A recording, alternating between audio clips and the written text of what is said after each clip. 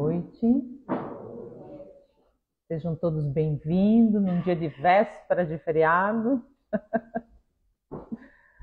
Vamos fazer uma oração para silenciar nossos pensamentos, acalentar nossos corações, trazer nossas consciências para o presente, para o que é agora, para que a gente possa se sentir bem, acolhido, numa sensação de paz.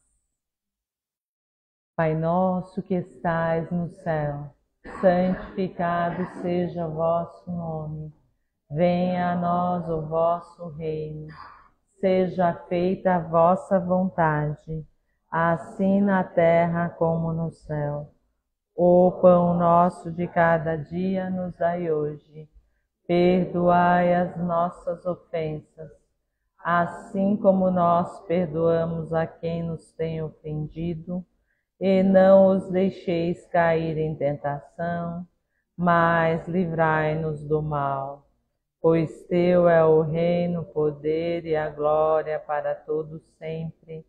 Que assim seja. Glória a Deus. Então hoje nós vamos conversar um pouquinho sobre essa renovação do Espiritismo no Brasil, ok? Então eu vou começar conversando com vocês lá do princípio, quando o Espiritismo aportou em terras brasileiras, né? E até esse movimento espírita que está sendo muito discutido hoje. Mais alto?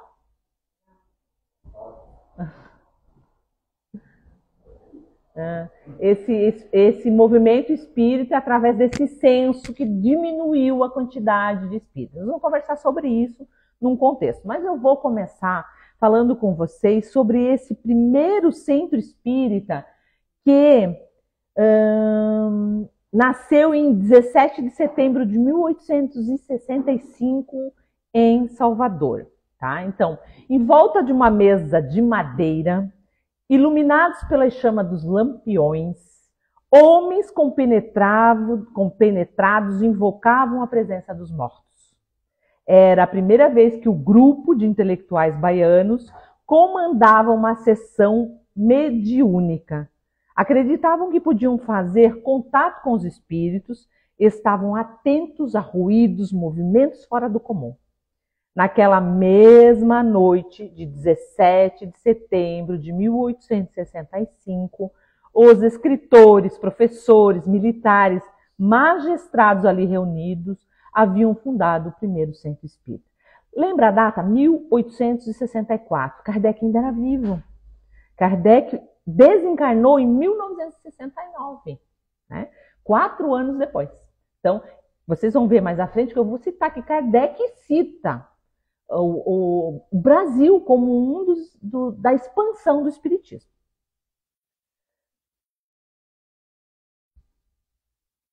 Sem nenhum aviso, olha só o que aconteceu nessa reunião. A mão de um dos homens começou a mexer e quando a mão finalmente parou de escrever, a mensagem psicografada anunciava um espírito, anjo de Deus, que se disse anjo de Deus que estava entre eles. Foi a primeira psicografia. Olha, gente, por quê? Olha só, faz muito sentido. Provavelmente era Ismael, né? O nosso representante aqui do Brasil é um anjo, dizendo, o anjo de Deus está aqui. Brasil, pátria do Evangelho, coração do mundo. O berço espírita, aonde ia iniciar todo esse movimento, aonde a esperança ia ser entregue às pessoas, aonde todos iam ter conhecimento das leis naturais, desses processos, da reencarnação, sair sobre o julgo das doutrinas que limitam, que seguram as pessoas pelo medo, né? Então, nesta primeira reunião, veio uma psicografia que dizia que estava ali o anjo de Deus. Então, Salvador foi o marco do espiritismo no Brasil. Tá? Claro que por quais motivos? Primeiro, porque o Brasil é um caldeirão cultural, né? Que explica a acolhida de que o espiritismo teve a partir desse século, né, do século XIX, quando a doutrina de Kardec chegou aqui, né, com explicações extraordinárias, né, assustadoras, que agitavam o mundo, lembra das mesas girantes, né? embora o espiritismo tenha repercutido em muitos países, né, achou aqui um espaço para prosperar, né? Os espiritualistas britânicos e americanos não aceitavam a tese da reencarnação e fizeram ressalvas à religiosidade da doutrina. Em Portugal, Espanha e Itália, as ideias foram combatidas pela Igreja Católica e não puderam circular livremente. Até mesmo na França, o berço do espiritismo, o interesse ficou restrito a círculos mesmo de intelectuais, que depois foi se arrefecendo, né? Sobretudo quando eclodiu a Segunda Guerra Mundial. No Brasil, entretanto, o avanço do espiritismo foi notável. Desde os primeiros anos, como o próprio Kardec festejou na revista de 1864, com satisfação ele disse, abre aspas, que a ideia espírita faz progressos sensíveis no Rio de Janeiro, onde ela conta com numerosos representantes e fervorosos devotados. Olha só a alegria dele de colocar isso numa revista espírita, né? Que a doutrina espírita se expandiu, foi além mar, né? E chegou no... Gente, vocês não acham que é por acaso, porque a doutrina espírita não chegou aqui por acaso. Já havia uma seta indicando o Brasil como pátria do Evangelho e coração do mundo, né? Já havia. Sabia-se que aqui o espiritismo ia realmente tomar uma proporção, né? Mesmo que a elite espírita era voltada para estudo, né, para instruir e defesa da doutrina, eles nunca deixaram de praticar a máxima de Kardec, né, que era fundamental para a alma, que é a caridade, né? Então, as pessoas, foi crescendo porque as pessoas foram se ligando pelo coração, né? Aquelas pessoas que não tinham o que comer, chegavam numa casa espírita, eles tinham, se oferecia comida, se fazia o acolhimento. Aquelas pessoas que eram tidas como loucos, como esquizofrênicos, também recebiam nos centros espíritas outros diagnósticos, ajuda, auxílio, sem a medicação que entorpecia. Então, esse é o motivo. Qual é o pai, qual é uma mãe que não se converteria ao espiritismo, sendo que levou um filho e o filho conseguiu sair dos processos obsessivos? Gente, isso é encantador. Então foi tomando muita proporção, ao ponto de que a gente chega hoje como o Brasil, né, sendo o maior país com adeptos da doutrina espírita. Então, mas também, logo em seguida, eles tiveram muita represália, né? Não foi fácil, né, estabelecer uma associação espírita, uma instituição espírita, naquele tempo, porque naquele tempo o país ainda não era laico, ok? Só com a Constituição de 1889, em que o país se tornou laico e aonde a religião poderia ser praticada de todas as formas. Mas, gente, lembrando que o país se tornou laico, mas o Código Penal ainda punia o charlatanismo, né? Todas essas manifestações espirituais, a homeopatia, as receitas realizadas por médiums, isso ainda era punido naquela época. Então, as pessoas iam presas quando praticavam a mediunidade no espiritismo. Então, hoje a gente vem aqui, senta, ouve, participa de mesas mediúnicas. Há os centros de Umbanda que trazem os espíritos ali a céu aberto, né? Isso não era possível, não. Quem assistiu o filme Arigó? Tá lá. Ele foi preso por praticar a medicina como charlatanismo, né? Então, teve um espírito encarnado que foi o ícone para que as coisas começassem a entrar dentro do estabelecido por Jesus, que foi Bezerra de Menezes. Também tem o filme de Bezerra de Menezes. Então, em 1886, que foi 17 anos depois do desencarne de Kardec, esse espírito chamado Bezerra de Menezes iniciou-se no espiritismo. E lembra que ele fez uma cerimônia pública para se declarar espírita, né, com 2.000 pessoas. Então, com o fim do Império, quando a religião católica era oficial, depois de passar para a República em 1889, o Brasil se tornaria então esse Estado laico e a Constituição de 1891 deveria garantir a liberdade do culto. Mas, como eu falei, o Código Penal de 1890, que muito ainda se usa, tá, criminalizou a prática do espiritismo, incluindo o artigo que condenava esses rituais. Magia, cartomancia, homeopatia, cura magnética, que é o passe, né? E qualquer tipo de curandeirismo, que é as nossas curas espirituais, né? E que impedia, então, que os médiuns exercessem as suas faculdades. Como eu falei, muitos espíritas foram presos. E a habilidade política desse homem, que até hoje ele está aqui no planeta Terra, e deixou bem claro que enquanto tiver uma alma sofredora, ele aqui se encontrará. Ele já poderia ter ido para um planeta superior. Mas ele não quer. Ele quer ficar aqui no Brasil até o momento que tiver uma alma sofredora, né? Então, ele fez um ofício para Teodoro, o republicano, né, o presidente da República, Teodoro da Fonseca. Em 1890, o médico pediu o fim das perseguições em respeito aos direitos e liberdades do espírito, já o Brasil sendo um país laico. Argumentou que não havia charlatanismo em centros espíritas, já que eles não tinham fins lucrativos. Ponto. Porque a lei é clara, né? Charlatão, qual é o fim de um charlatão? Fins lucrativos. Né? Então, ele garantia que todas as instituições espíritas não praticavam charlatanismo. Por quê? Porque nenhuma tinha fim lucrativo. Né? Por fim, destacou que o atendimento que os espíritas prestavam a quem não tinha acesso a médicos e hospitais era muito grande. Então, o Código Penal não foi alterado, gente, mas o apelo de Bezerra fez que as perseguições fossem rarefeitas, né? Permitindo que médios e receitistas, que eram aqueles médicos que receitavam, né, a homeopatia, voltassem a trabalhar, né? Então, a gente consegue perceber a batalha vivida pelos espíritas no princípio? Não foi fácil, não foi fácil, não. Ninguém na época podia dizer que era espírita, tá? Pois já era perseguido, condenado. Né? Foi muito difícil essa batalha. Eu já conversei com pessoas que foram desse tempo, não de 1800, né? Mas filhos e netos, né, dessas pessoas, e diziam que na escola eles não podiam se identificar como espíritas.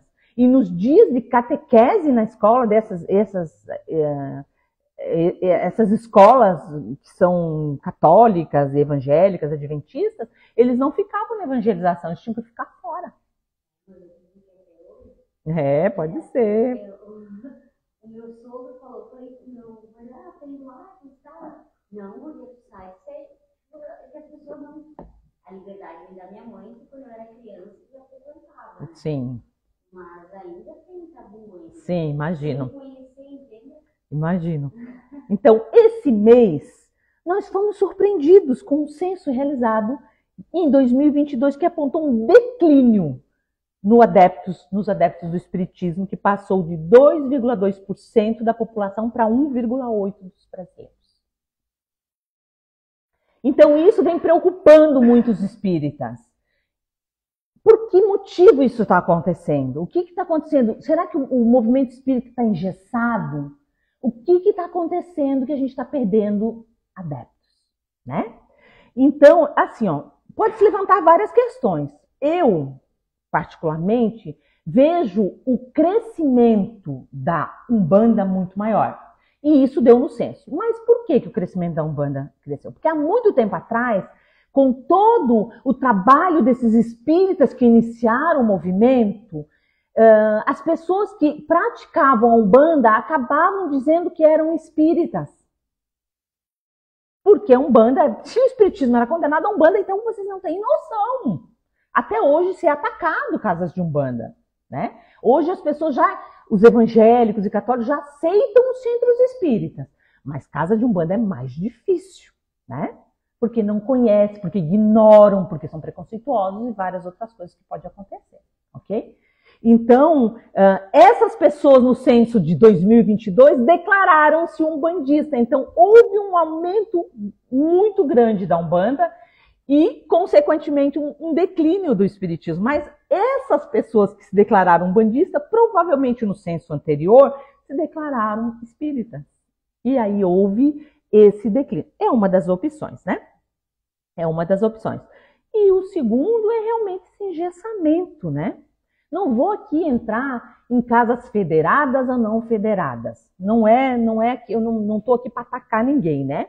Mas discorrer sobre algumas questões que vêm afastando as pessoas das casas espíritas. A primeira, que eu acho de grande relevância, é quando você adentra numa casa espírita, geralmente não há uma recepção. É tudo muito frio, as pessoas não acolhem, né? Se você vai em casas mais antigas e ortodoxas, aquelas pessoas as panelinhas das dirigências, eles já sabem que está tudo certo e tal, então eles não chamam as pessoas, não acolhem, não trazem para próximo. Foi uma das características que a gente mudou na nossa casa.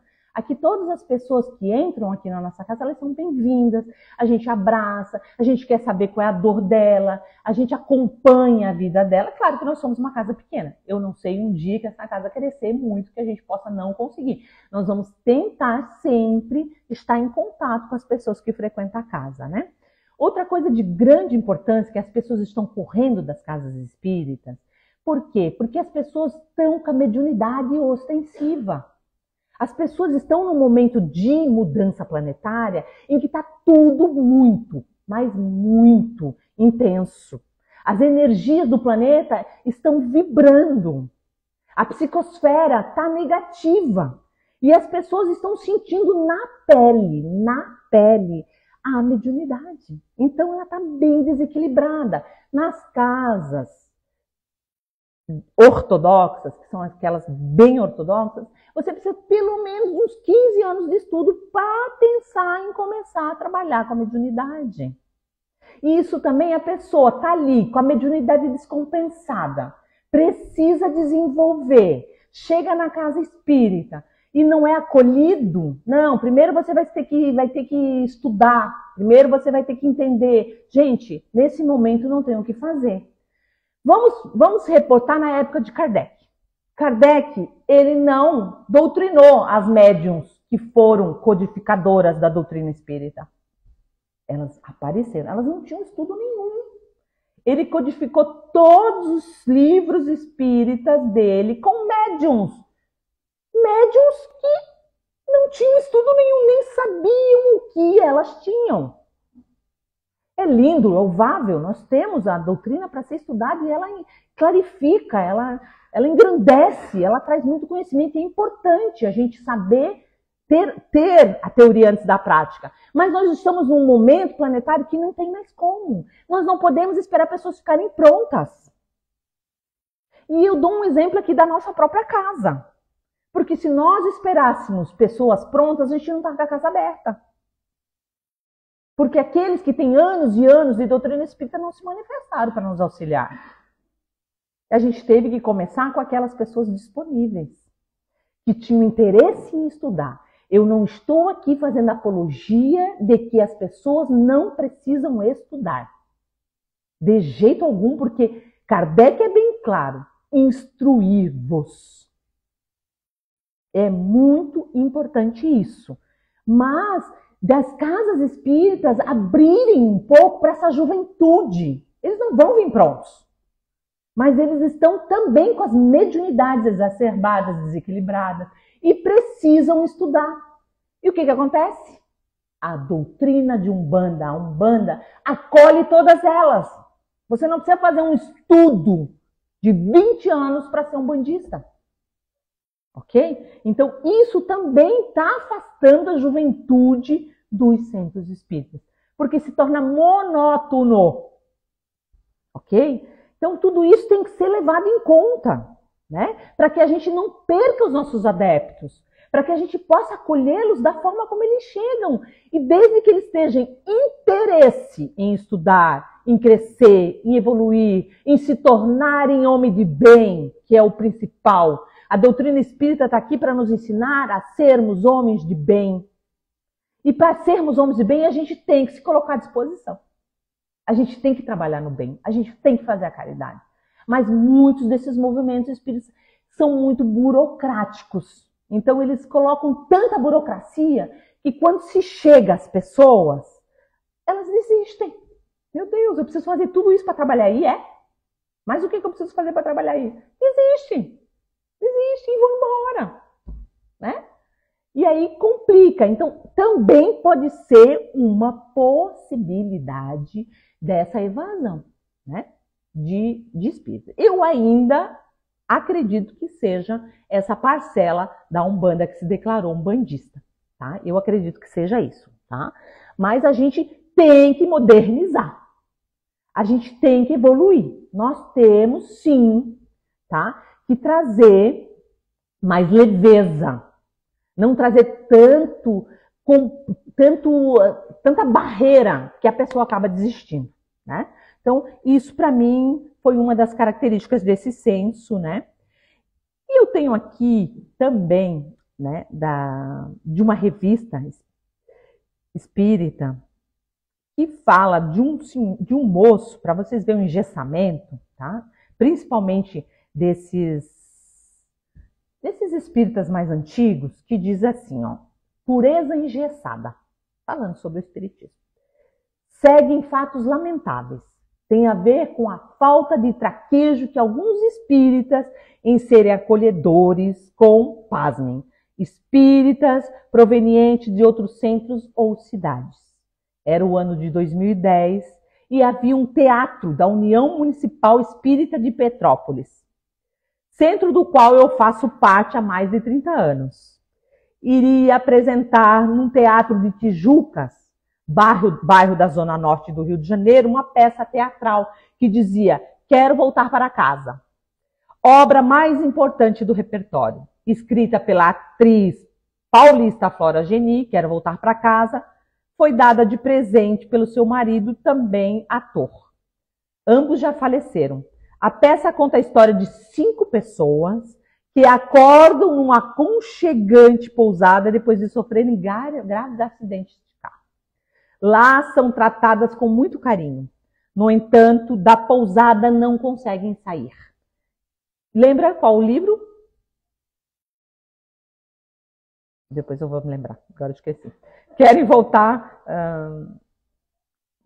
a vida continua. Isso. Querem voltar para suas vidas sem compromissos, mas simplesmente não encontram o caminho. Estão morta, desencarnada no mundo espiritual. Ajustadas pelo administrador da pousada, os 5 hóspedes, à medida que se adaptaram ao lugar e se unem para raciocinar juntos, vão cada um, à sua vez, descobrindo o real sentido, por que eles estão ali naquele local. Estreamos com uma mini temporada na UMEP, em 1992, sucesso total. Em 1993, mais apresentações bem-sucedidas. Mas como éramos amadores, não mais a encenamos à época. Só reatamos em 2021, quando a CIA de teatro já estava estabelecida de forma regular e com novos elementos. Anos depois, com a chegada desse diretor teatral e produtor cultural ao movimento espírita de Petrópolis, a peça então foi ganhando contornos profissionais para apresentação em locais públicos e em cidades vizinhas. Sucesso novamente. Teatros lotados e por muita gente não espírita, e com muita gente não espírita é bom ressaltar. Todos saem tocados, riem, choram e lavam a alma. Nas palavras do escritor, palestrante e produtor do programa, Quero Voltar para Casa, traz a doutrina espírita sem falar nela para os dias de hoje, o que é muito bom.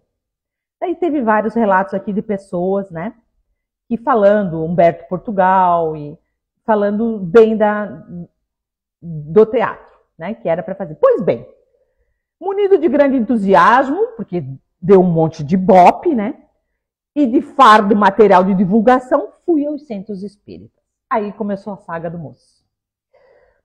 Ele foi nos centros espíritas de Tijucas e arredores divulgar a peça. Aí pude atestar como o movimento espírita ainda está engessado. Como eu não conseguiria percorrer todos os centros da região, pensei em enviar o material por correio e com uma carta explicando o teor da peça. De um dos centros recebi uma mensagem dizendo que o material, antes de ser divulgado, seria submetido à apreciação dos dirigentes na próxima reunião da diretoria, que aconteceria em meados do mês seguinte. Argumentei que até lá a temporada que faríamos 3 finais de semana seguidos já estaria na reta final e não teria mais como apresentar.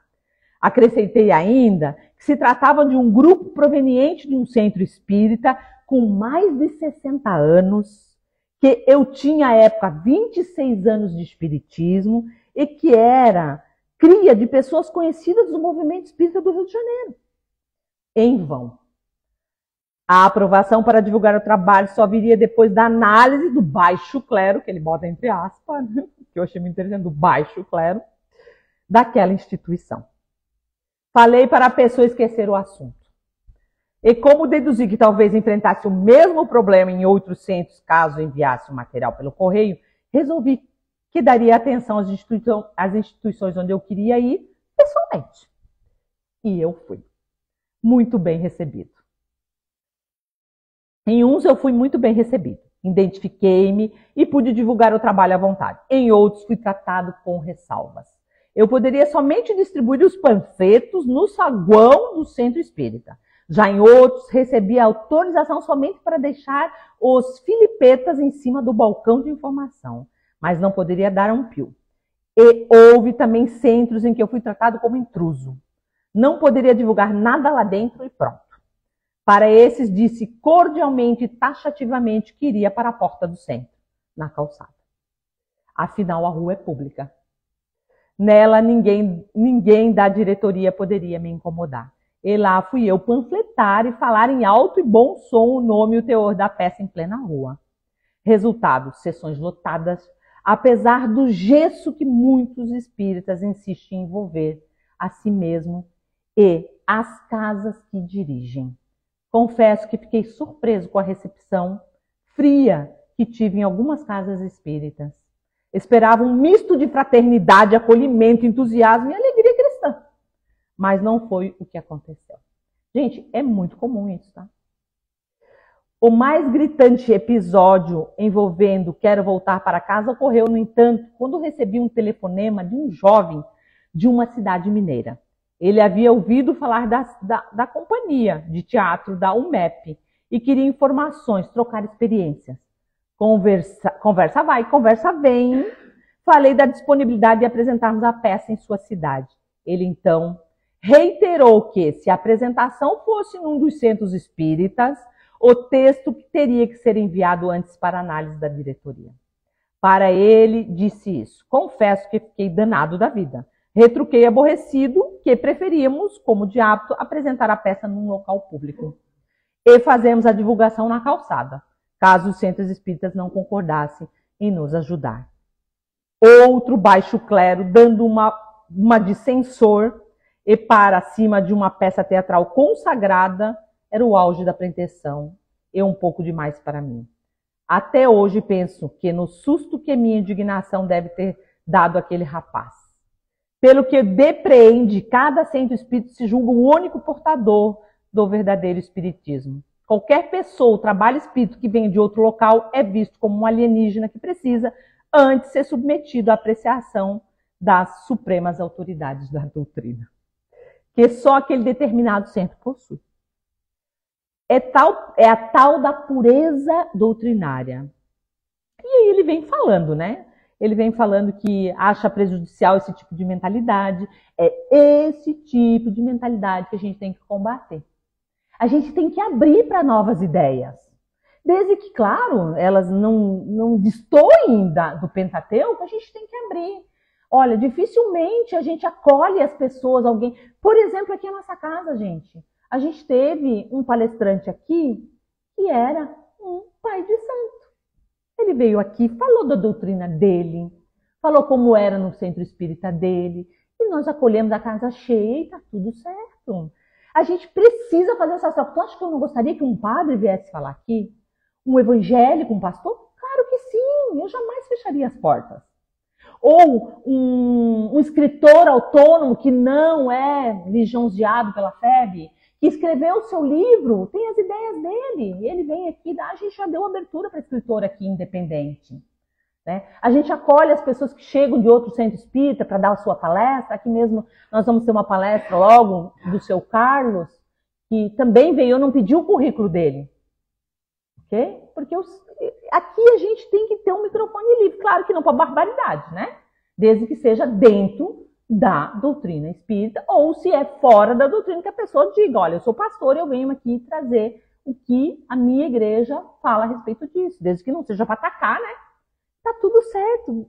Gente, nenhuma igreja, nenhuma instituição religiosa pode colocar Deus dentro de uma gaiola como exclusividade daquele templo. Deus está em todas as religiões. Evangélica, católica, umbandista, quimbanda, todas. Sabe? Isso está ficando chato já. Né? A gente tem que se unir. A religião do futuro vai ser o amor. O amor. Claro que a gente vai ter as bases da doutrina espírita no sentido das leis que são naturais e imutáveis. Mas a gente precisa se acolher um ao outro enquanto que nós estiver detonando o amigo, não apoiando. Por exemplo, cara, eu gostaria muito, claro que eu não ia fazer uma palestra dessa, porque uma palestra dessa era vetada em qualquer centro espírita, só aqui no meu mesmo que eu posso fazer, né? Se eu fosse fazer em qualquer outro, eles já estavam me vetando, né? Mas aqui, como eu sou a presidente da casa, eu vou falar, né? O microfone está aberto para mim. Mas eu digo para vocês, eu gostaria de poder dar palestras em outros centros espíritas. Por que não? Por que não? Por que a gente não pode fazer um intercâmbio? Porque nós não somos inimigos. Nós somos irmãos em fé. E isso eu acho muito lindo nos evangélicos. Os pastores, eles vão em todas as casas, são tudo amigo. Entende? Por que não? Por que a gente não pode fazer uma corrente todos juntos? Porque a gente tem o mesmo objetivo, que é acolher, que é auxiliar as pessoas, que é dar esperança. Mas aí a gente bate no ortodoxo, né? No conservadorismo, né? Das pessoas que acabam se perdendo, né? E acho que até Kardec daria umas voltas no túmulo dele, se ele visse como que se encontra, né? Então, o movimento espírita, ele não está desaparecendo de jeito nenhum, mas sim passando por transformações. Nós vamos ter que transformar, né? E adaptações. Embora tenha havido um enfraquecimento na França, seu local de origem, aliás, nem decolou, né? O espiritismo tem florescido e se desenvolvido de maneira significativa em todo o Brasil e em outros lugares, né? É verdade que, após a morte de Kardec, houve um declínio na França, houve, né? Com a perda de algumas instituições, enfraquecimento das suas bases. Mas, no entanto, o espiritismo continuou a se expandir em outras regiões, como o Brasil, onde se tornou uma doutrina amplamente difundida, né? Então, só que a gente tem que entender que o espiritismo não é um movimento monolítico. Tá? Existem diferentes vertentes, interpretações da doutrina, com grupos que buscam se aproximar mais dos ensinamentos originais do Kardec e outros que desenvolvem abordagens próprias, como a Umbanda, né? Que incorpora elementos espíritas, católicos, o sincretismo, né? E religiões da África. O que se observa, então, portanto, não é um desaparecimento do movimento espírita, mas sim uma diversificação, tá? E adaptação da doutrina em vários contextos, culturais, sociais, né? Então ele não está desaparecendo de jeito algum, mas sim transformando-se mesmo, se adaptando, né, a diferentes realidades, com como o Brasil sendo um dos principais centros de desenvolvimento dessa doutrina. Então, quando vocês ouvirem qualquer pessoa falar do censo, gente, muito provável é que os umbandistas resolveram reconhecer a sua religião, certo? Isso não define tudo que eu estou dizendo aqui, porque realmente nós precisamos abrir as portas, né? A gente precisa, o movimento espírita precisa trazer os jovens, precisa ser menos ortodoxo, menos burocrático, olhar o humano como um espírito em evolução, né? Como um espírito que às vezes vem até pronto do mundo espiritual. Então, haverá mudanças, porque se não haver mudanças, vai se perder muitos adeptos. Mas aqui é o terceiro centro desde que eu cheguei no Blumenau, que é onde eu vou ficar, literalmente. Mas assim, o primeiro, inclusive, eu me sentia literalmente nada. Tipo... Depois a gente conversa sobre isso, tá? Tá. Então tá. Então é isso que eu tinha para dizer hoje, tá bom? E vamos focar, né, na nossa mudança, né? Sem julgamentos, cada um está no processo de evolução, e que a gente possa trazer mais os jovens para dentro da casa dos espíritos, que é o futuro, né? É o futuro. Então vamos fazer uma oração.